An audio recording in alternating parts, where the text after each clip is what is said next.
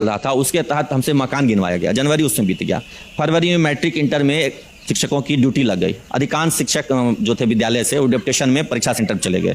मार्च में इवैल्यूएशन में उनकी ड्यूटी लग गई। यहाँ देखिए कि टेबुलेशन के लिए कंप्यूटर ऑपरेटर की जरूरत पड़ती है तो शिक्षक हैं, वहाँ पे प्यून क्लर्क की भी जरूरत पड़ती है तो शिक्षक, उन्हीं का ड्यूटी लग जाता है। तो फरवरी और मार्च एग्जामिनेशन और टेबुलेशन चला गया।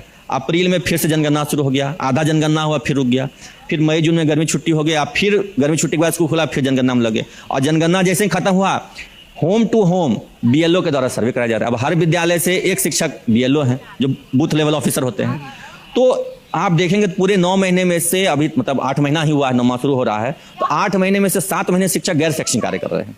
अब बच्चे जो 3 महीने हैं, 4 महीने, उसमें आप छुट्टी कटौती करके ये चाह रहे हैं शिक्षक सिलेबस को पूरा कर दें या बच्चों का बहुत विकास कर दें, शिक्षा में बहुत गुणोत्तर सुधार हो जाए, ये बेईमानी है ना।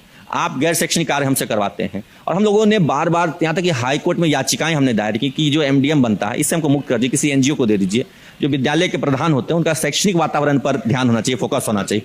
उनका उस पर नहीं है फोकस। वहाँ उनका फोकस है कि जो खाना बन रहा है अगर उसमें गलती से कोई कीड़ा गिर जाए, छिपकली गिर जाए, तो एफआईआर हो जाता है हेडमास्टर पे, क्योंकि बच्चे खाएंगे वो तो बीमार पड़ जाएंगे। जिम्मेदारी है जो प्रधानाध्यापक है, तो प्रधानाध्यापक अपने क्लासरूम में रहेंगे कि वो जो खाना बर्तन का है उसको पे ध्यान देंगे, क्योंकि भाई वहाँ तो एफआईआर की बात है। चलिए नहीं पढ़ाएंगे तो एफआईआर नहीं होता है, नहीं पढ़ाने के लिए किसी पे एफआईआर नहीं होता है, लेकिन अगर एक दिन खाने में कुछ गिर गया तो उसके लिए एफआईआर होता है, नौकरी तक चली जाती है।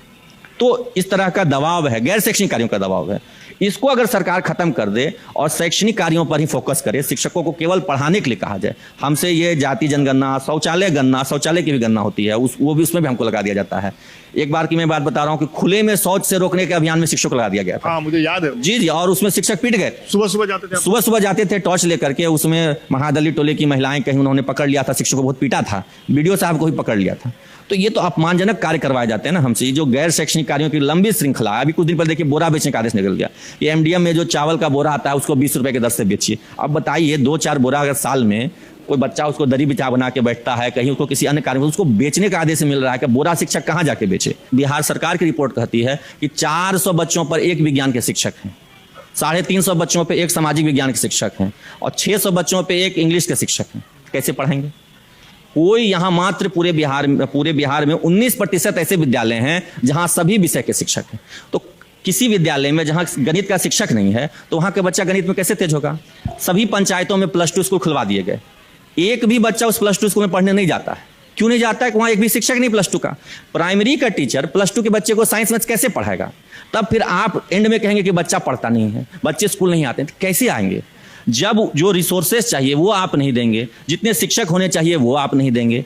क्लासरूम्स नहीं है यहाँ पर, उसको +2 बना दिया गया। शौचालय नहीं है। ये पटना शहर की मैं बात बता रहा हूँ, बगल में बांकीपुर गर्ल्स स्कूल है, कल जाकर के देख लीजिए।